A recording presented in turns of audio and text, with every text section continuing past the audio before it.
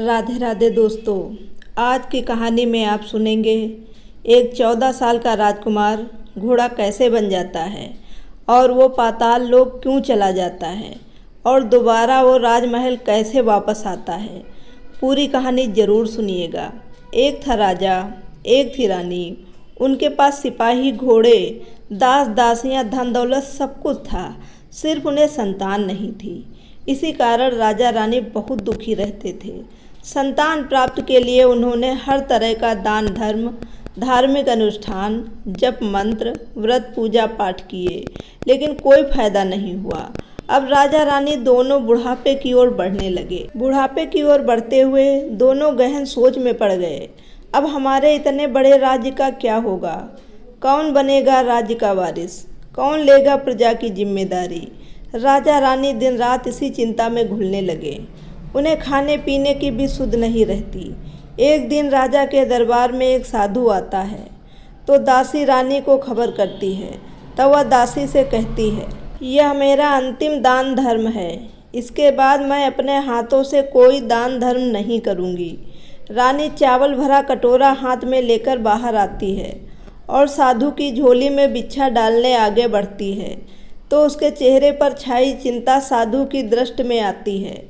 वो उससे पूछने लगता है, रानी साहिबा, ये क्या हुआ? आप क्यों इतनी उदास हैं? तब रानी साधु को सारी हकीकत बताती है और सिसकने लगती है। उस पर वह साधु कुछ पल गंभीर हो जाता है और कहता है, चिंता मत करना रानी साहिबा, आपकी संतान की इच्छा पूरी हो जाएगी। आपकी कोख से एक पुत्र जन्म लेगा। मात्र वह 14 साल तक ही आप लोगों को मिलेगा। उसके आगे वह इस मृत्युलोक में नहीं रह पाएगा। इससे बढ़कर आपको कुछ देना मेरे लिए संभव नहीं है। अपनी बात पूरी करते उसने अपनी झोली में हाथ डाला, थोड़ी सी भभूत निकालकर रानी को दे दी और कहा, आप और महाराज दोनों इसे बांटकर ग्रहण करना। तुम्हें जल्द ही पुत्र प्राप्त होगी। इतना कहकर साधु अपनी राह चला गया। उसके जाने के बाद रानी सोचने लगी, 14 साल तो 14 साल ही सही, उतने समय के लिए हमें पुत्र मिलेगा, यही काफ़ी है। उतने साल तक मैं उसे जी जान से बड़ा करूँगी, उसे ढेर सारा लाड दुलार दूँगी, अपनी संतान की मुराद पूरी करूँगी। उस रात अपना सारा काज खत्म करके राजा जब रानी के महल में गए तो रानी ने क्या किया कि राजा को सारी बात बताई और साधु की दी भभूत राजा को दिखाकर बोली, साधु महाराज ने ये भभूत हम दोनों को ग्रहण करने को कहा है।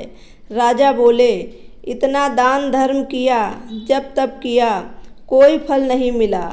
अब इस भभूत से हमें संतान प्राप्त होगी क्या? उस पर रानी बोली, जब इतना सब कुछ किया तो अब ये भी सही, बेवजह उस साधु के क्रोध को क्यों बुलावा दें। राजा को अब किसी पर विश्वास नहीं था, लेकिन पत्नी को दुख ना पहुँचे, इसलिए वो राजी हो गया। राजा रानी दोनों नहाते धोते हैं, फिर अपने भगवान का नाम स्मरण करते हैं, अपने पुरखों को स्मरण करते हैं और उस साधु महाराज का नाम स्मरण करके वह भभूत बांटकर दोनों खाते हैं। उसके बाद दोनों निश्चिंत होकर सो जाते हैं। तो कुछ दिन गुजर जाते हैं और साधु द्वारा कहे अनुसार रानी गर्भवती हो जाती हैं। उस पर राजा रानी दोनों की खुशी मन में नहीं समाती। राजा रानी से बोला, महारानी, सचमुच साधु महाराज की कृपा हो गई। तो 9 माह 9 दिन और 9 घंटे पूरे होकर रानी ने एक सुंदर गोरे चिट्टे पुत्र को जन्म दिया। राजा ने बड़ी धूमधाम से पुत्र का नामकरण किया। सारे राज्य में 8 दिन तक भोजन कराया, उत्सव मनाया। अब पुत्र की कुंडली देखने के लिए राज्य के सबसे विद्वान पंडित जी को बुलाया तो कुंडली देखकर पंडित जी बड़े चिंतित हो गए। कहने लगे, महाराज, आपका राजपुत्र सिर्फ 14 साल तक हमारे पास रहेगा। राजा को इस बात की भनक थी ही। रानी को भी साधु महाराज की बात याद थी। दोनों चुप रह जाते हैं। उसके बाद राजा और रानी बड़े लाड प्यार से बेटे की परवरिश करते हैं, उसकी हर ख्वाहिश पूरी करते हैं। थोड़े समय के लिए ही सही, भगवान ने संतान की अपनी मुराद पूरी कर दी। इससे वे समाधान मानते हैं। राजपुत्र दिन प्रतिदिन बड़ा होता है।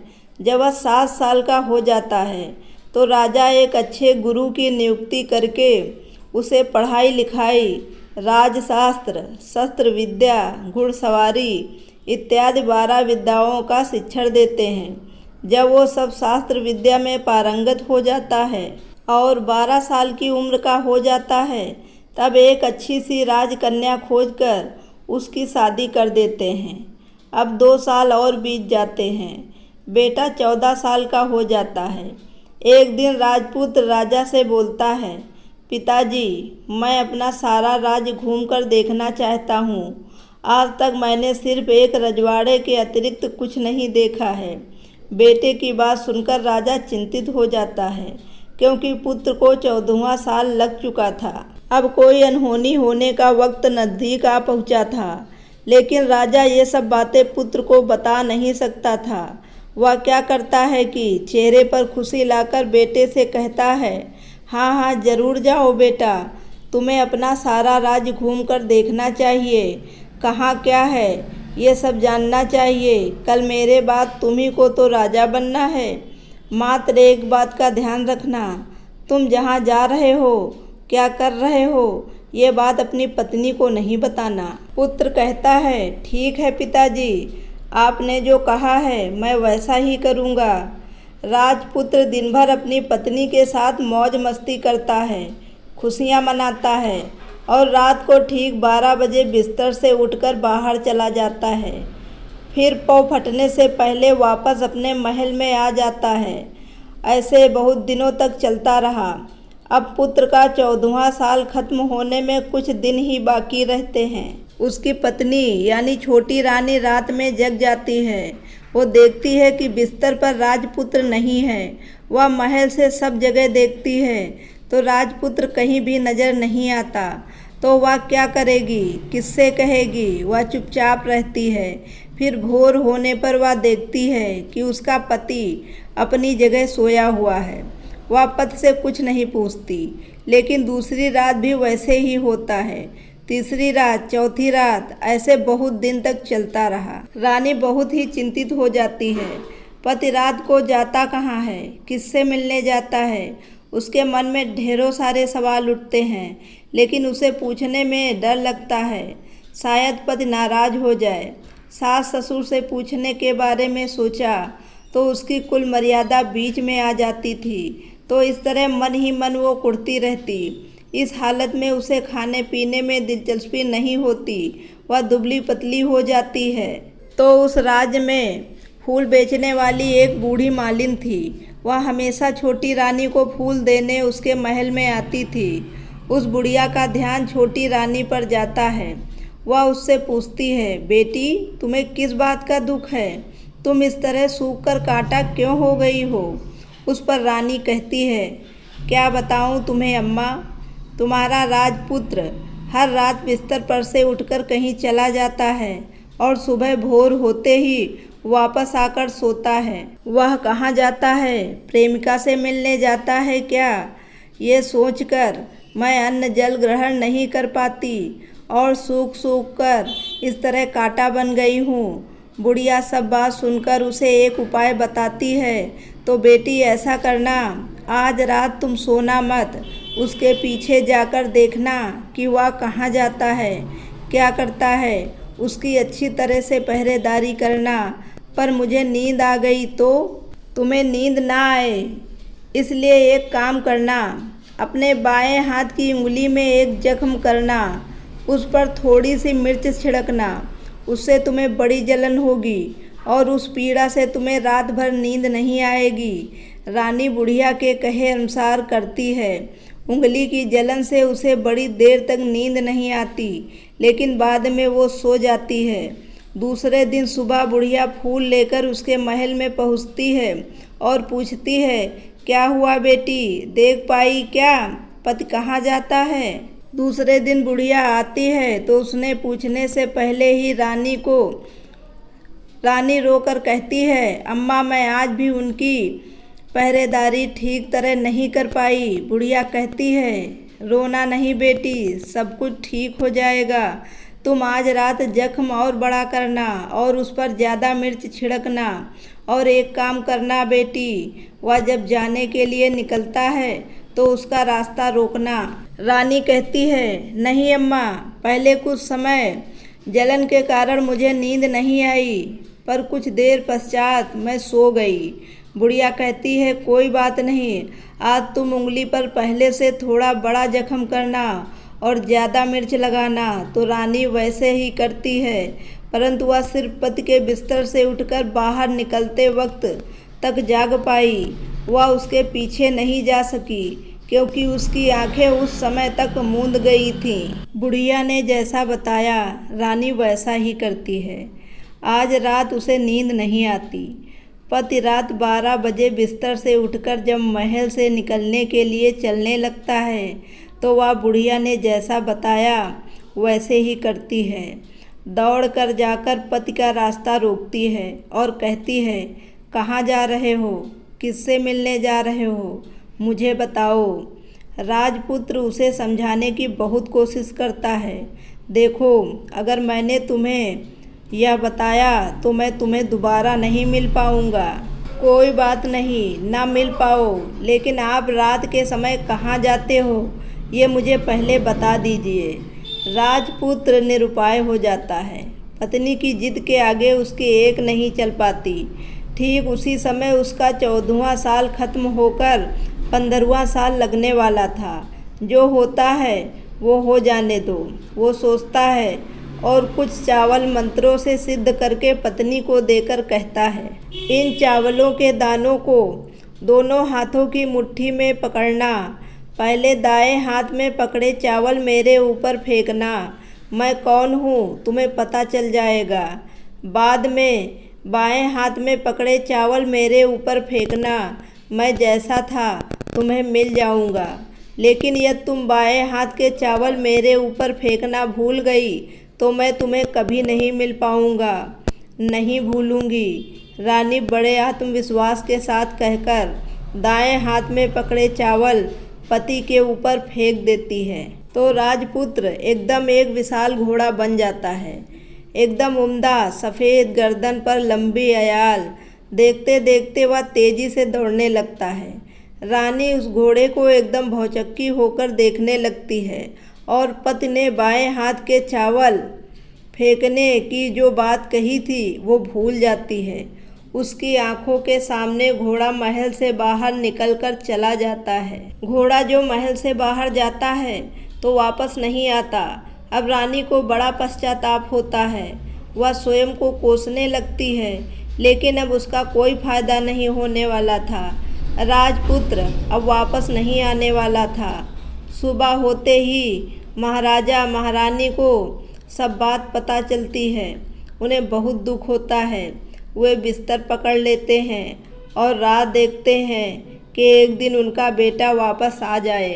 इस तरह 1 महीना गुजरता है, 2 महीने गुजरते हैं, 3 महीने गुजरते हैं, आखिर 6 महीने पूरे होते हैं। राजपुत्र का कोई अता पता नहीं लगता। राजा राजकुमार को ढूंढने के लिए राज के गांव-गांव सिपाही भेजता है, लेकिन उन्हें कोई सफलता नहीं मिलती।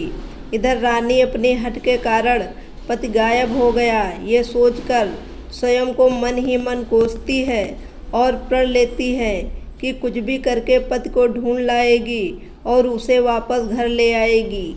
एक दिन वह सुबह उठकर सास ससुर के महल में जाती है और कहती है, मैं अपने पति की खोज में जा रही हूँ।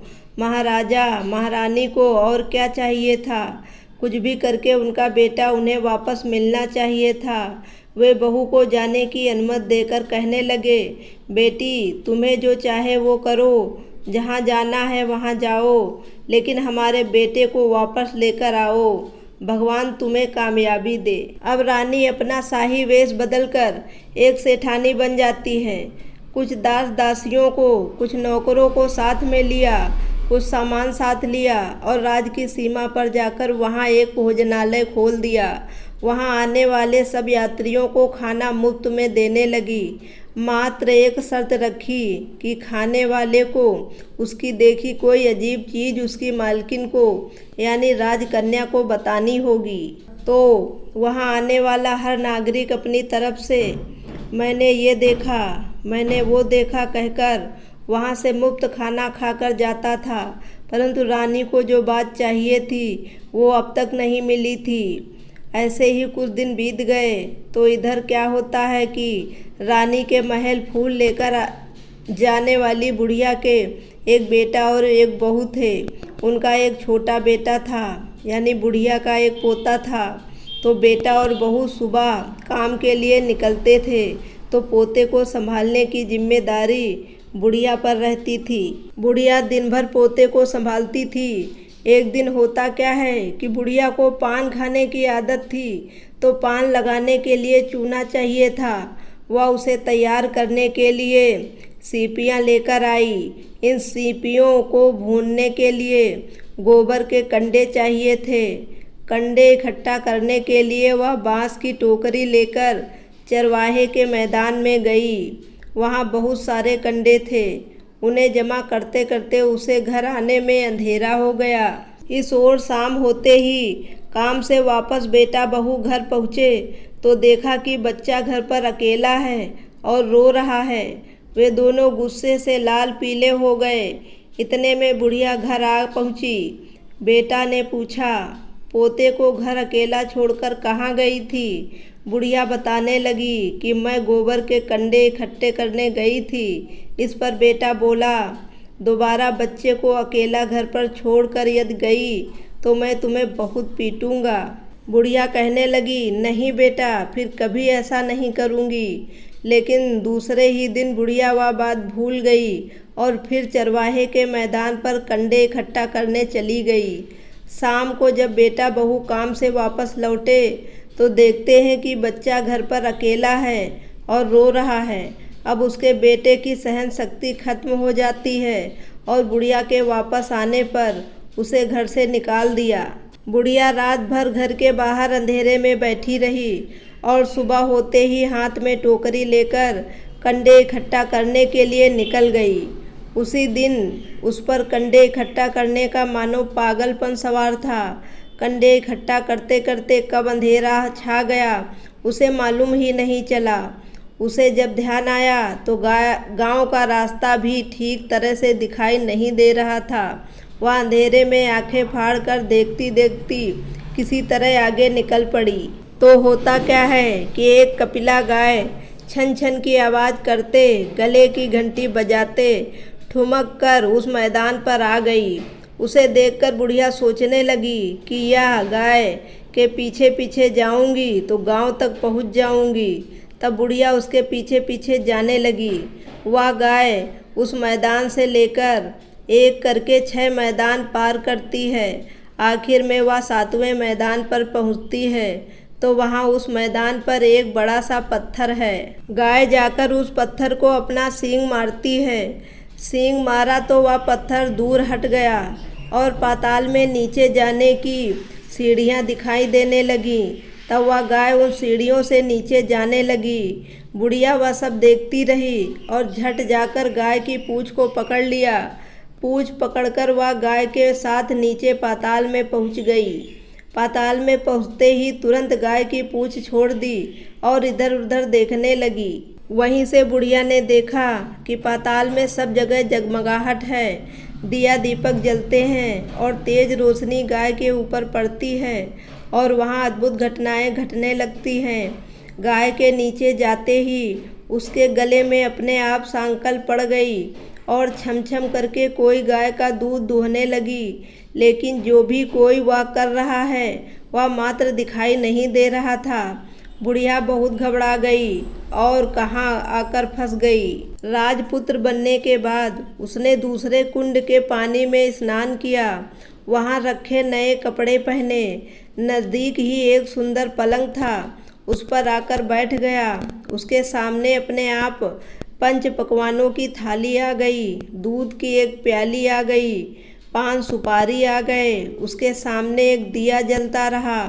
राजपुत्र ने खाया पिया, दूध पिया, पान सुपारी खाया और बिस्तर पर लेट जाने से पहले सूर्यदेव का स्मरण करके सामने जलते दिए दिए मेरे माता पिता क्या कर रहे हैं?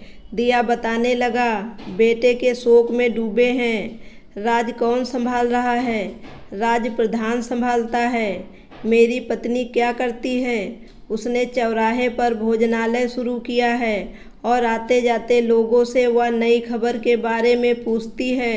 दिए के या कहते ही राजपुत्र कहने लगता है, ठीक है। उसके बाद वो सो गया। तो अब वह फिर से घोड़ा बनकर कुंड से बाहर आ गया। बाहर आते ही वह तेजी से उस पाताल नगरी से बाहर निकल गया, लेकिन वह कहाँ गया बुढ़िया को कुछ पता नहीं चला। उसके बाद पिछली रात की तरह कोई उस गाय का छमछम करके दूध दूहने लगा। जैसे ही दूध दूहना खत्म हुआ, उसके गले की सांकल अपने आप खुल गई और वह गाय तेजी से ऊपर जाने वाली सीढ़ियों की ओर भागने लगी। बुढ़िया कोने में खड़ी रहकर ये सब देखती रही। ऐसी अद्भुत घटना उसने जिंदगी में पहली बार देखी थी। उसे अंदर ही अंदर चुलबुलाहट होने लगी। वह अपनी भूख प्यास भूल गई और आगे क्या होता है कि उसे उत्सुकता से देखने लगती है। लेकिन उसके बाद और कुछ घटनाएं घटती हैं।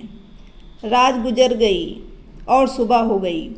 सुबह होने पर पलंग पर सोया राजपुत्र उठा और फिर से पहले कुंड में छलांग लगाई। गाय को दौड़ते देखकर बुढ़िया सोचने लगी, अब गाय के साथ यहाँ से ऊपर जाना ही समझदारी है, नहीं तो कोई मुसीबत आकर मेरे ऊपर टपक जाएगी।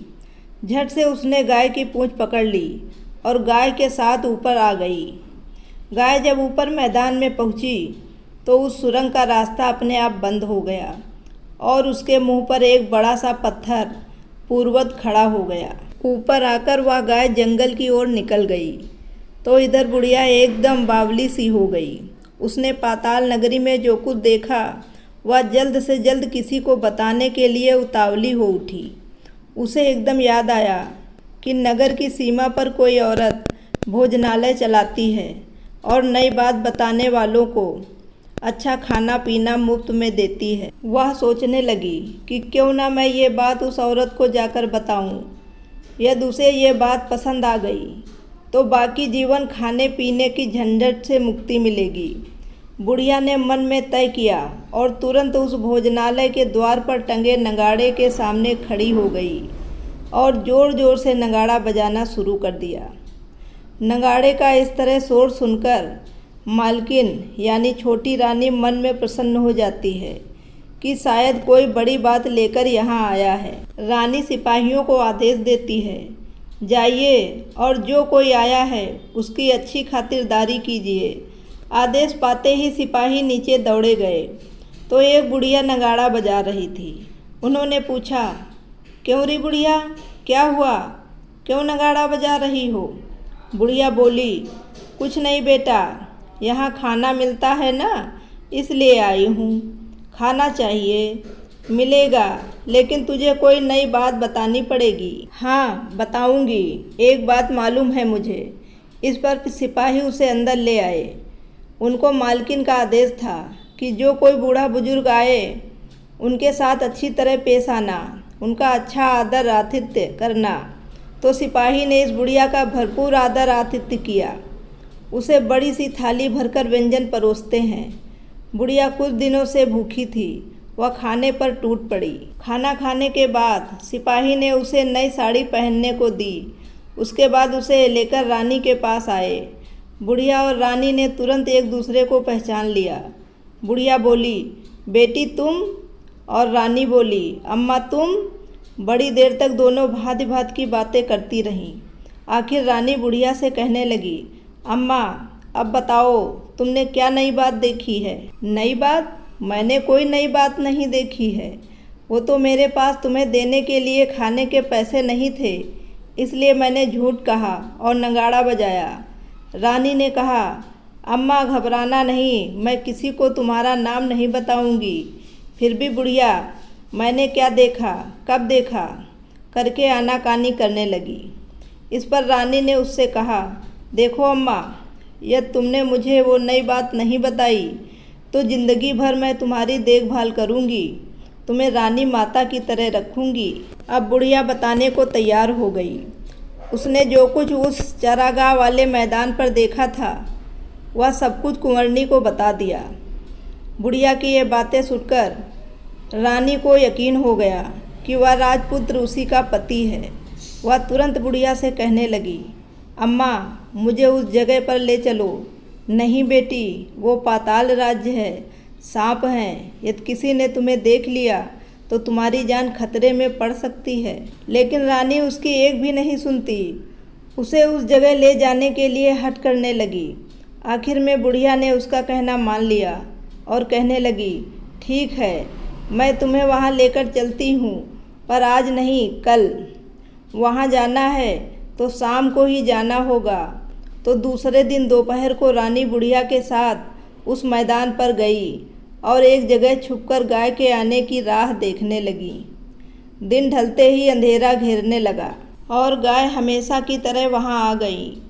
मैदान के उस कोने में जाकर उसने पत्थर पर सींग मारा तो झट से पत्थर हटकर वहाँ सुरंग में जाने का रास्ता खुल गया। गाय उस रास्ते से नीचे उतरने लगी तो बुढ़िया रानी से कहने लगी, जल्दी आगे बढ़ो बिटिया, हम गाय की पूंछ पकड़कर नीचे उतरेंगे। तो दोनों गाय की पूंछ पकड़कर नीचे उतर गईं। बुढ़िया पहले जिस कोने में छिपी थी उस कोने में छिप गई। अब नीचे सब कुछ पहले जैसा घटित हो रहा था। गाय के गले में अपने आप साकल पड़ गई। कोई अदृश्य रूप से उसका दूध दूहने लगा। एक सफ़ेद उम्दा घोड़े ने आकर एक कुंड में छलांग लगाई तो राजपुत्र के रूप में ऊपर आया। वह राजपुत्र दूसरे कुंड में नहाने लगा। बाद में उसके सामने खाने की थाली आ गई, दूध की प्याली आ गई, पान बीड़ा आ गया। राजपुत्र सब ग्रहण करके सोने के लिए पलंग पर गया तो सोने से पहले सूर्य देव का स्मरण करके वह दिए से पूछने लगा, दिए दिए मेरे माता पिता क्या कर रहे हैं? तो दिया कुछ जवाब नहीं देता, बल्कि वो बुझने लगता है। तब राजपुत्र को कुछ अघटित हुआ है इसका संदेह हो गया। वो उदास हो गया और जो कुछ हुआ है वो हो जाने दो, ऐसा सोचकर सोने के लिए बिस्तर पर लेट गया। अब रानी का संयम छूट गया। वह दौड़कर पति के पास गई और उसके पैर पकड़ने के लिए आगे बढ़ने लगी। राजपुत्र तुरंत ही पत्नी को पहचान गया। वह झट से पीछे हट गया और चिल्लाने लगा, नहीं नहीं, मुझे मत छूना, सर्वनाश हो जाएगा। रानी दोनों हाथ जोड़कर पति से अपनी भूल स्वीकार करने लगी। स्वामी, मुझसे भूल हो गई। मुझे आपसे नहीं पूछना चाहिए था कि आप रात को कहाँ जाते हो। मैं अपनी भूल स्वीकार करती हूँ। मुझे मेरी भूल की सज़ा मिल गई है। अब आप घर चलें। आपके वियोग में आपके माता पिता ने बिस्तर पकड़ लिया है। आपकी प्रजा भी बहुत दुखी है। उस पर राजपुत्र कहने लगा, वही तो, एक बार तुम गलती कर बैठी हो, अब दोबारा मत करना, नहीं तो अब मैं तुम्हें जो दिख रहा हूँ वो भी नहीं दिखूँगा। रानी अब विलाप करने लगी, जोर जोर से ज़मीन पर सिर पटकने लगी। राजपुत्र के मन में उसके प्रति दया उत्पन्न हो गई। वह उससे कहने लगा, यदि तुम मुझे पाना चाहती हो तो मुझे एक काम करना होगा। काम कठिन है, लेकिन वो तुम्हें अकेले करना होगा। कहो स्वामी, कितना भी कठिन काम हो, मैं वो पूर्ण करूँगी। रानी कहने लगी। इस पर राजपुत्र ने उसे बताया, इस पाताल से ऊपर जाते ही तुम्हें एक घना जंगल नजर आएगा। ऐसे 6 जंगल पार करने के पश्चात 7वां जंगल मिलेगा। वह जंगल सबसे घना है। उस जंगल में बीचों बीच एक पीपल का पेड़ है। उसके आसपास की जगह पत्ते, फंदे, जटाएं, कांटे इत्यादि से ढक चुकी है। वहाँ बाघ, शेर, भालू, सांप सभी धमा चौकड़ी करते हैं। तुम्हें उन सबको भगाकर वो जगह साफ करनी है। उसकी गोबर से लिपाई करके पवित्र बनाना है, रंगोली से सजाना है। उसके बाद वहाँ धूप, कपूर, अगरबत्ती जलानी है। फूल, कुमकुम से पेड़ की तने की पूजा करनी है। दूध दही से बने चावल का भोग चढ़ाना है। ये सब तुम्हें दोपहर को 12 बजे के पहले करना है। 12 बजने के समय तुम्हें उस जगह पर बैठकर सूर्य भगवान का ध्यान करना है। ठीक 12 बजे सूर्य भगवान का रथ वहाँ उतरेगा। वे वह सब देखकर खुश हो जाएंगे और कहेंगे, जिस किसी ने ये सब किया है उसे मैं मनचाहा फल दूंगा, तो तुम सामने जाकर उसके रथ का दाहिना घोड़ा मांगना, मैं तुम्हें मिल जाऊंगा। इतनी बात कहकर राजपुत्र अपने पलंग पर सो गया और छोटी रानी भोर होने की राह देखने लगी। भोर होते ही वह बुढ़िया के साथ गाय की पूंछ पकड़कर ऊपर आ गई। ऊपर आने के बाद वह बुढ़िया से कहने लगी, अम्मा, अब मैं अकेले ही जाऊंगी, तुम भोजनालय वापस जाओ। वह जंगल में जाकर राजपुत्र की बताई जगह ढूंढने लगी और स्वयं आरी से वो जगह साफ कर दी। बाद में राजपुत्र ने जैसा बताया वैसी लिपाई पुताई करके वापस आ गई। दूसरे दिन पौ फटने से पहले उठी और जंगल में उस जगह पहुंची। वहां जाकर इत्र गुलाब का पानी छिड़ककर वह जगह सुगंधित की। धूप अगरबत्ती जलाकर उसे पवित्र किया और पूजा की सब सामग्री वहां तैयार रखकर सूर्य भगवान का ध्यान करने बैठ गई। जैसा कि पति ने बताया था, दोपहर को ठीक 12 बजे सूर्य भगवान का रथ उस पीपल के पेड़ पर आकर रुका। सूर्य भगवान ने जब रथ से नीचे देखा तो सुगंधित वातावरण देखकर वो बहुत प्रसन्न हो गए। फिर वे बोले, जिस किसी ने ये सब किया है वो यहाँ आकर मुझसे कुछ भी मांगे, मैं उसे दे दूँगा। रानी ने दाहिना घोड़ा मांगा, लेकिन सूर्यदेव ने ये दाहिना घोड़ा देने से मना कर दिया। वो मैं तुम्हें नहीं दे सकता। छोटी रानी ने एक नहीं सुनी। वह सूर्यदेव से एक ही बात कह रही थी, वही दाहिना घोड़ा दे दीजिए, नहीं तो मैं आपके पैरों में गिरकर अपनी जान दे दूंगी। अब सूर्यदेव धर्म संकट में पड़ गए। उन्होंने वचन दिया था, अब अपने वचन से पलट भी तो नहीं सकते थे। ठीक है, दे दिया तुम्हें घोड़ा, सूर्यदेव ने कहा। फिर एक बात और भी कही, देखो, मैंने तुम्हें घोड़ा तो दे दिया है, लेकिन वो तुम्हें यहाँ नहीं मिलेगा, तुम्हें उसे पाताल में जाकर लाना होगा। रानी बोली, पाताल में ही क्या भगवान, मैं उन्हें पाने के लिए कहीं भी जा सकती हूँ।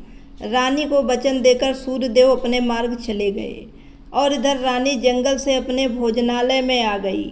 फिर वह बुढ़िया को लेकर उस मैदान पर आ गई। जल्दी ही शाम हो गई। शाम होते ही वहाँ वह गाय आ गई और उसने सींग मारकर सुरंग का पत्थर हटाया तथा नीचे उतरने लगी। रानी और बुढ़िया जल्दी जल्दी उसकी पूंछ पकड़कर नीचे उतर गई। नीचे पाताल में सब घटनाएं पहले की तरह ही घटने लगी। घोड़े का एक कुंड में नहाकर राजपुत्र बन जाना, नहा धोकर पलंग पर जाकर बैठना तो उसे खाने की थाली, दूध की प्याली आना, पान बीड़ा आना। लेकिन आज एक बात नई घटी। आज 2-2 थाली, 2-2 दूध की प्याली, 2-2 पान बीड़े उसके सामने आए। वह कुछ नहीं बोला।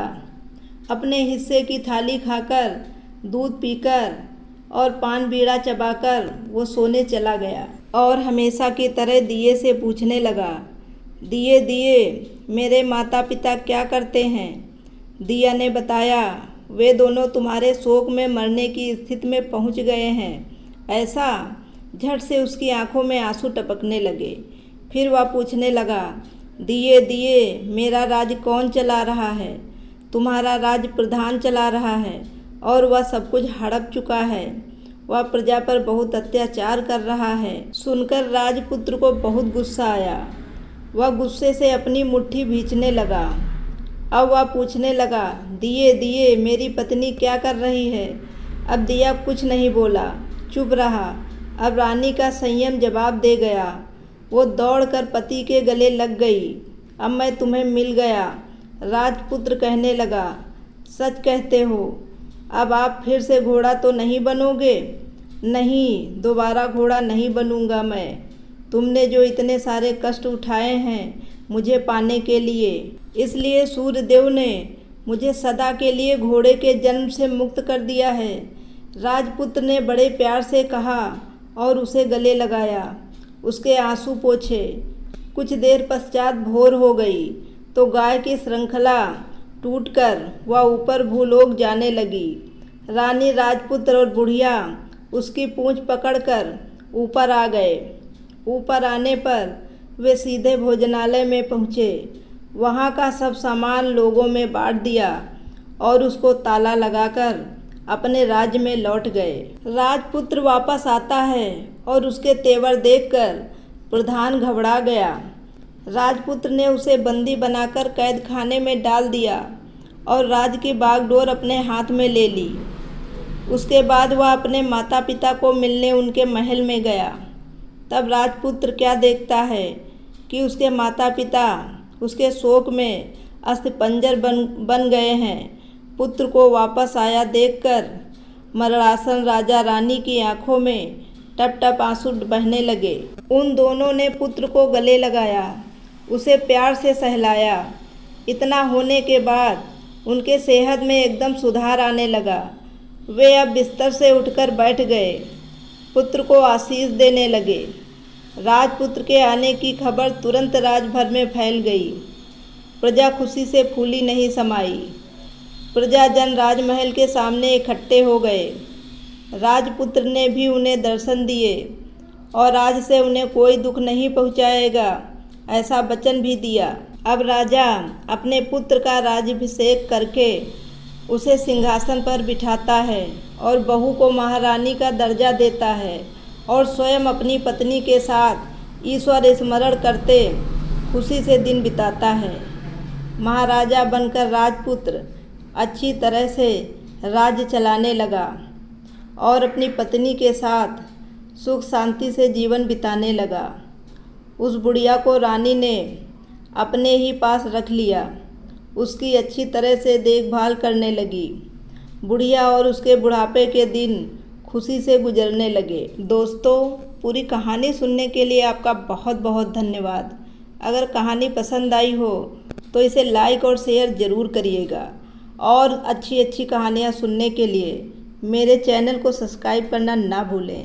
Thank you very much.